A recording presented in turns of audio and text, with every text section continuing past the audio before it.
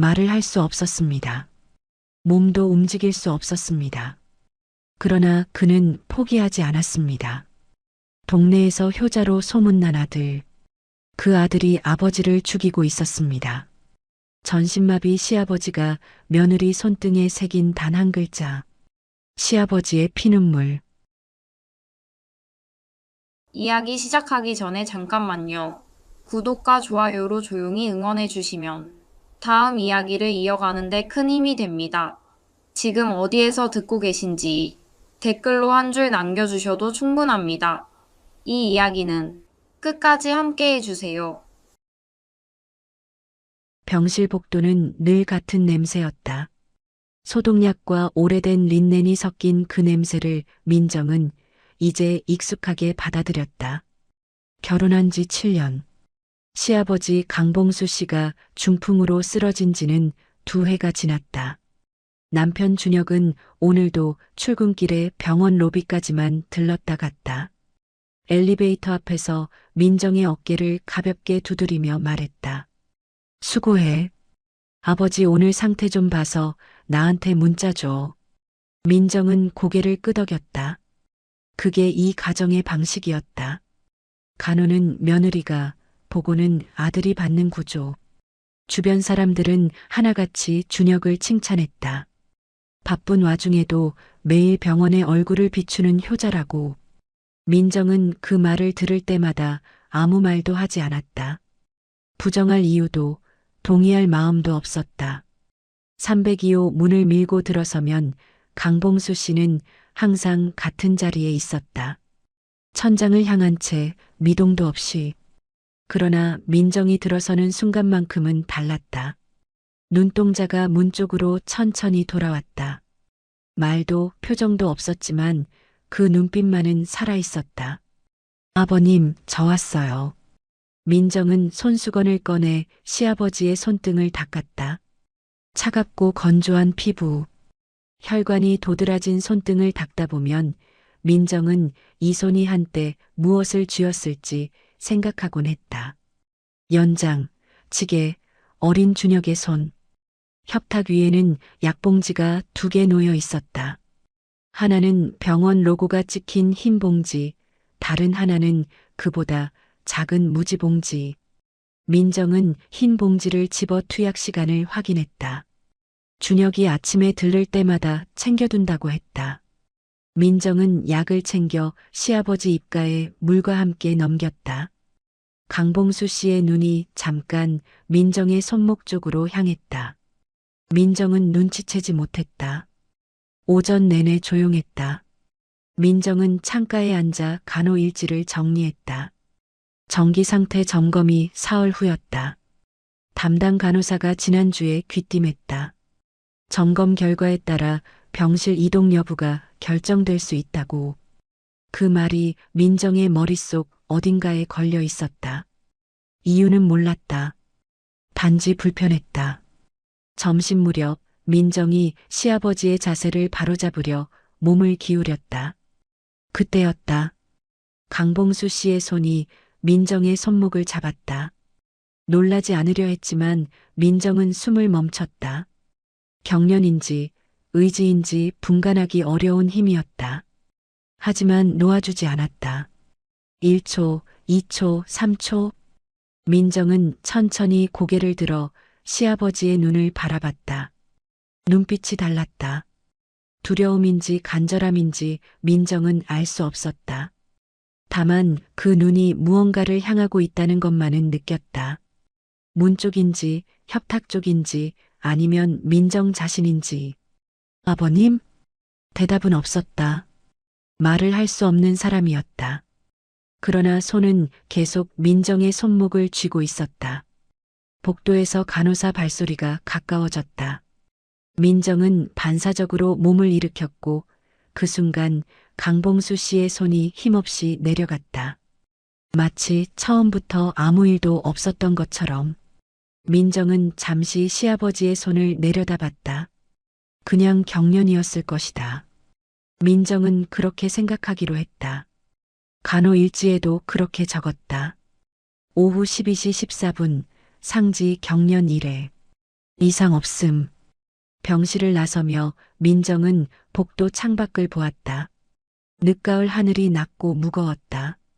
이상한 기분이 좀처럼 가시지 않았다. 무엇이 이상한지는 몰랐다. 그저 무언가가 자신을 붙들었다가 놓아주었다는 느낌. 그리고 그것이 끝난 것이 아니라는 느낌. 민정은 엘리베이터 버튼을 눌렀다. 그 손이 왜 놓아주지 않았는지 아직 묻지 않았다. 사흘 후 정기 점검이 있었다. 담당 의사 이선호는 강봉수 씨의 차트를 훑으며 짧게 말했다. 전반적으로 안정적이라고. 다만 최근 재활 치료에서 미세한 반응이 포착됐다고 했다. 손가락 끝에 미약한 수축. 의도적인 움직임일 가능성이 있다고. 민정은 그 말을 듣는 순간 가슴이 뛰었다. 그러나 옆에 서 있던 준혁이 먼저 입을 열었다. 선생님, 아버지가 자극에 예민하게 반응하면 오히려 역효과가 날 수 있다고 하지 않으셨어요? 흥분하시면 혈압이 올라서요. 이선호는 잠깐 준혁을 봤다가 고개를 끄덕였다. 과도한 자극은 삼가는 게 좋긴 하죠. 그럼 재활 강도는 지금 수준으로 유지해 주세요. 민정은 아무 말도 하지 않았다. 말을 꺼내려다 멈췄다. 준혁의 말이 틀리지 않았기 때문이다. 적어도 표면적으로는. 병실로 돌아오는 길에 준혁은 민정의 어깨에 손을 올렸다. 당신이 고생이 많아. 아버지가 저렇게 안정적인 게 다 당신 덕분이야. 동네 사람들이 들었다면 또 고개를 끄덕였을 말이었다. 민정은 웃었다. 어떤 웃음인지는 스스로도 몰랐다. 그날 오후 민정은 혼자 병실에 남았다. 강봉수 씨의 눈은 오늘도 문 쪽을 향해 돌아왔다. 민정이 자리에 앉자 시아버지의 손가락이 미세하게 움직였다. 재활팀이 말한 바로 그 수축이었다. 의도적인 움직임일 가능성. 민정은 잠시 그 손을 바라봤다. 지난번처럼 잡아오면 어쩌나 싶었다. 그러나 이번엔 달랐다. 손가락이 일정한 방향으로 반복해서 움직였다. 구부렸다 폈다가 아니었다. 한 방향으로만. 마치 무언가를 긁는 것처럼. 민정은 눈살을 찌푸렸다. 경련 패턴이 바뀐 건가. 그렇게 생각하기로 했다. 간호일지를 꺼내 적었다. 손가락 반복 수축, 단방향. 재활 반응 가능성 있음. 담당팀 공유 필요. 적고 나서 민정은 펜을 내려놓았다. 뭔가 빠뜨린 것 같은 느낌이 들었다. 무엇인지는 몰랐다. 이틀 후 준혁이 병실에 들렀다. 민정이 잠깐 화장실을 다녀오는 사이였다. 돌아오니 준혁이 협탁 앞에 서 있었다. 손에 작은 봉지를 들고 있었다. 무지봉지. 흰 봉지 옆에 내려놓으며 말했다. 의사가 처방 조금 바꿨어. 이걸로 교체해. 언제 바뀐 거야? 어제. 내가 외래 다녀오면서 받아왔어. 민정은 봉지를 집어들었다. 병원 로고가 없었다. 약국 봉지도 아니었다. 그냥 흰 무지 비닐이었다. 민정은 봉지를 뒤집었다. 약 이름이 손글씨로 적혀 있었다. 병원에서 이런 봉지에 줘? 준혁이 가볍게 웃었다. 외래 창구가 바빠서 그냥 봉지에 담아줬나 봐. 약 이름이랑 용량은 적혀 있잖아. 민정은 다시 봉지를 봤다. 약 이름, 용량, 이상은 없어 보였다. 준혁의 말이 거짓말처럼 들리지 않았다. 거짓말처럼 들리지 않는다는 것이 왜 불편한지 민정은 몰랐다. 그냥 내려놓았다.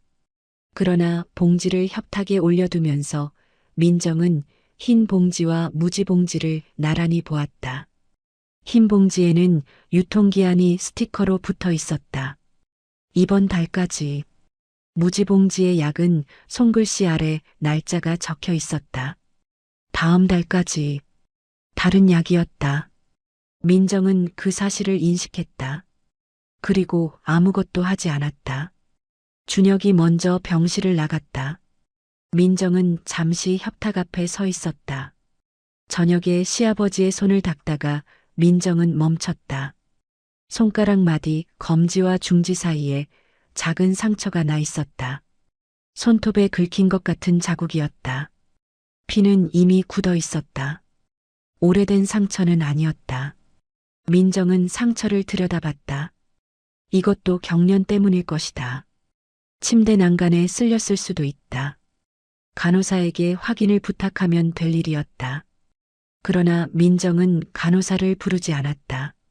손을 닦는 손수건이 멈춘 채로 민정은 그 상처를 오래 바라봤다. 이 상처가 스스로 만든 것이라면, 만약 이 손이 무언가를 긁으려 했던 것이라면, 민정은 고개를 저었다. 그런 생각을 해서는 안 됐다. 손수건을 내려놓으며 민정은 창밖을 봤다. 이미 어두워져 있었다. 병실 불빛이 유리창에 반사되어 자신의 얼굴이 흐릿하게 비쳤다. 뭔가 잘못됐다는 느낌. 그러나 무엇이 잘못됐는지는 여전히 알 수 없었다. 알고 싶지 않은 것인지도 몰랐다. 민정은 자리에서 일어나 불을 껐다. 시아버지의 손은 그날 밤 내내 아무것도 잡지 않았다. 그날은 준혁이 오지 않는 날이었다. 외부 미팅이 있다고 했다. 저녁 늦게 들를 수도 있다고. 민정은 평소보다 일찍 병실에 도착했다. 복도가 유난히 조용했다. 오전 재활 시간이 끝나고 환자들이 병실로 돌아간 직후였다. 강봉수 씨는 눈을 뜨고 있었다. 민정이 들어서자 눈동자가 천천히 돌아왔다. 오늘은 달랐다.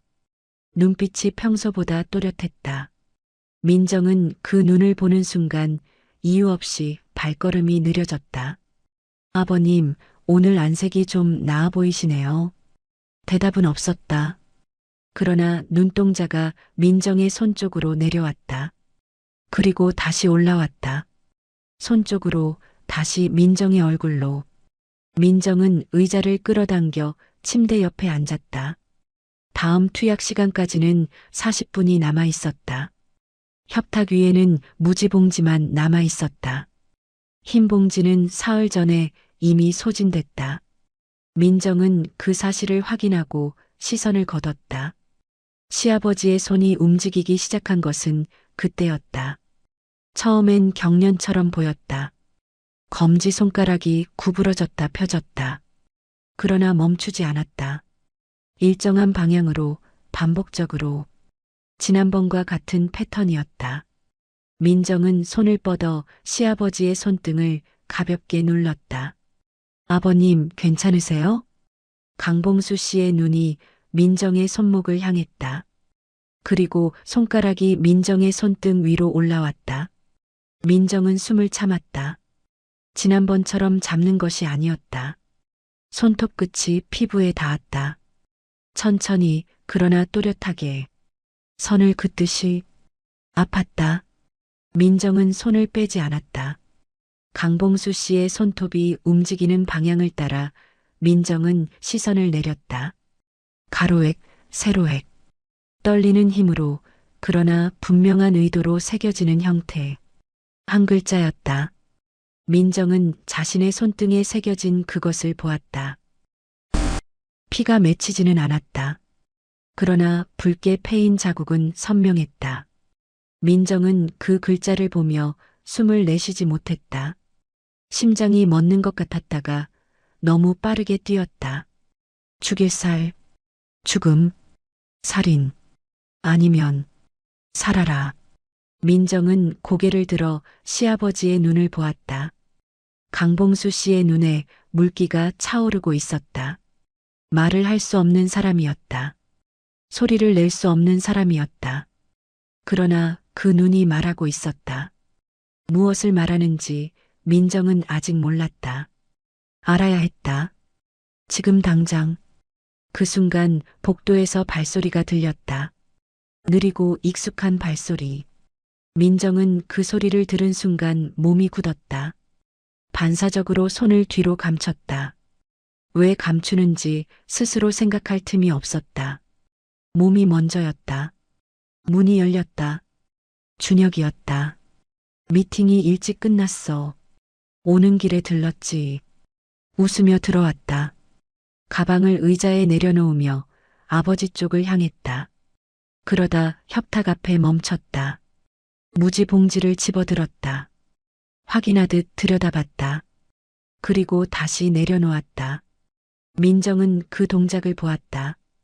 봉지를 집어든 손, 확인하는 눈, 내려놓는 타이밍, 병원 로고가 없는 봉지, 유통기한이 다른 약, 손가락 마디의 상처, 그리고 손등의 글자. 민정의 머릿속에서 무언가가 맞닿았다. 아직 형태가 없었다. 그러나 맞닿았다. 준혁이 고개를 돌렸다. 민정과 눈이 마주쳤다. 준혁이 웃었다. 평소와 같은 웃음이었다. 다정하고 자연스러운, 늘 보던 그 웃음. 그런데 민정은 그 웃음을 보는 순간 등골이 서늘해졌다. 이유를 설명할 수 없었다. 설명하고 싶지 않았다. 얼굴이 왜 그래? 어디 아파? 아니. 목소리가 갈라지지 않도록 민정은 힘을 줬다. 좀 피곤해서. 준혁은 고개를 끄덕이며 아버지 쪽으로 몸을 돌렸다. 민정은 감춘 손을 무릎 아래로 내렸다. 손등의 자국이 욱신거렸다. 도망쳐야 하는지, 신고해야 하는지, 아니면 내가 잘못 본 것인지. 민정은 아무것도 결정하지 못한 채 그 자리에 앉아 있었다. 준혁의 뒷모습을 보면서, 저 사람이 내 남편이라는 사실을 알면서, 그리고 방금 전까지 알고 있다고 생각했던 이 사람이 누구인지 이제는 전혀 모르겠다는 것을 느끼면서 강봉수 씨의 손은 그 이후로 움직이지 않았다. 할 말을 다 한 것처럼. 민정은 병실을 나왔다. 엘리베이터 앞에 섰다. 버튼을 누르지 않았다. 복도 끝 창문으로 바깥이 보였다. 어두워지고 있었다. 민정은 손등을 내려다봤다. 붉게 패인 자국. 아직 지워지지 않았다. 버튼을 눌렀다. 그리고 다시 병실 쪽을 돌아봤다. 엘리베이터 문이 열렸다. 민정은 타지 않았다. 문이 다시 닫혔다. 민정은 준혁이 병실에서 나올 때까지 복도에 서 있었다. 준혁은 나오면서 민정을 보고 가볍게 말했다. 먼저 들어가 있으라고. 자신은 아버지 저녁 약만 챙기고 간다고. 저녁 약. 민정은 고개를 끄덕였다. 그날 밤 민정은 잠을 자지 않았다. 협탁 위에 있던 무지봉지. 병원 로고 없음. 손글씨로 적힌 약 이름. 유통기한이 다른 두 봉지. 재활에서 포착된 의도적 움직임. 그것을 막은 준혁의 요청. 손가락 마디의 상처. 그리고 손등에 새겨진 한 글자. 민정은 새벽 2시에 자리에서 일어났다. 준혁의 서랍을 열었다. 찾는데 오래 걸리지 않았다. 서랍 안쪽에 접힌 종이 몇 장. 채무 확인서. 금액이 적혀 있었다. 민정이 알고 있는 준혁의 수입으로는 감당할 수 없는 숫자였다. 그 아래에 다른 종이. 위임장 형식의 문서. 강봉수 씨의 인감이 찍혀 있었다. 날짜는 시아버지가 쓰러진 이후였다. 말을 할 수 없는 사람의 도장이 쓰러진 이후에 찍혀 있었다. 민정은 종이를 내려놓지 않았다. 손이 떨렸다. 떨리는 손으로 휴대폰을 꺼냈다. 사진을 찍었다. 1장, 2장. 그리고 무지 봉지 생각이 났다. 병실에 있는 그 봉지. 다음 날 아침 민정은 준혁보다 일찍 병원에 갔다. 담당 간호사를 복도에서 만났다. 민정은 낮은 목소리로 말했다. 협탁위 약봉지를 확인해 달라고. 처방 기록과 대조해 달라고. 이상하면 투약을 보류해 달라고. 간호사가 민정의 얼굴을 봤다. 민정은 눈을 피하지 않았다. 오전 중에 결과가 나왔다. 무지봉지 안의 약은 강봉수 씨에게 처방된 적 없는 성분이었다. 의식 억제 계열. 장기 복용식 각성 방해. 담당 의사 이선호가 직접 민정을 불렀다. 민정은 서랍에서 찍은 사진을 보여줬다. 채무 확인서, 인감이 찍힌 위임장. 이선호는 잠시 말이 없었다. 그날 오후 준혁은 병원 로비에서 경찰을 만났다. 민정은 그 장면을 보지 않았다. 병실에 있었다. 강봉수 씨 옆에 앉아서 손수건으로 손을 닦고 있었다. 아무 말도 하지 않았다. 할 말이 없었다. 해야 할 말이 있다면 그것은 지금 이 자리에서 나올 말이 아니었다.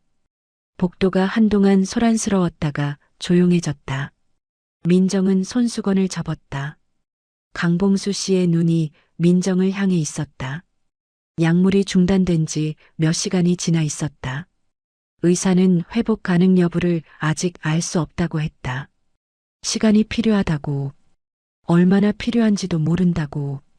민정은 그 말을 들었을 때 울지 않았다. 지금도 울지 않았다. 강봉수 씨의 손이 천천히 움직였다. 이번엔 긁지 않았다. 잡지도 않았다. 그냥 민정의 손 위에 얹혔다. 무게가 거의 없었다. 낙엽 한 장 같은 무게였다. 민정은 그 손을 내려다봤다. 시아버지는 놓아주지 않았다. 그때 그 손은 무언가를 붙들려 했다. 지금 이 손은 달랐다. 붙드는 것이 아니었다. 그냥 거기 있었다. 있어도 된다는 것처럼. 민정은 자신의 손을 움직이지 않았다. 손등의 자국은 아직 남아 있었다. 민정은 그 글자가 무엇을 뜻했는지 아직 확정하지 않았다. 살인인지 살아라인지. 어쩌면 둘 다였을지도 몰랐다. 어쩌면 시아버지만 알고 있을 것이었다. 그리고 어쩌면 영원히 말로는 나오지 않을 것이었다. 준혁에 대한 감정이 무엇인지 민정은 아직 몰랐다. 분노인지 슬픔인지 배신인지. 이름을 붙이고 싶지 않았다. 이름을 붙이는 순간 그것이 완성될 것 같았다. 민정은 그 감정이 완성되는 것을 원하지 않았다. 아직은. 앞으로 어떻게 할 것인지도 몰랐다. 이 병실에 계속 올 것인지, 이 가정이라는 것을 어떻게 부를 것인지, 시아버지의 회복을 기다리는 이 시간이 무엇인지. 민정은 아무것도 결정하지 않았다. 다만 지금 이 자리에 있었다. 시아버지의 손이 민정의 손 위에 얹혀 있었다. 창밖으로 해가 기울고 있었다. 병실은 조용했다. 소독약 냄새가 났다. 오래된 린넨 냄새가 났다. 민정은 그 냄새를 처음으로 낯설게 느꼈다. 끝난 것이 아니었다. 시작해야 하는 무언가가 지금 이 손의 무게만큼 민정에게 얹혀 있었다. 계절이 한번 바뀌었다. 병실 창문으로 햇빛이 전과 다르게 들어왔다. 민정은 오늘도 같은 시간에 302호 문을 밀었다. 손에는 작은 보온 도시락이 들려 있었다. 강봉수 씨는 눈을 뜨고 있었다. 민정이 들어서자 눈동자가 문 쪽으로 돌아왔다. 달라진 것이 있었다. 오른손 검지가 천천히 들렸다. 완전히 올라오지는 않았다. 그러나 들렸다. 민정은 도시락을 협탁에 내려놓았다. 아무 말도 하지 않았다. 의자를 끌어당겨 앉았다. 손수건을 꺼내 시아버지의 손등을 닦기 시작했다. 창밖에서 바람 소리가 들렸다. 손등의 자국은 이제 거의 지워져 있었다. 민정은 그 자리를 손수건으로 한 번 더 닦았다. 그리고 손수건을 접었다.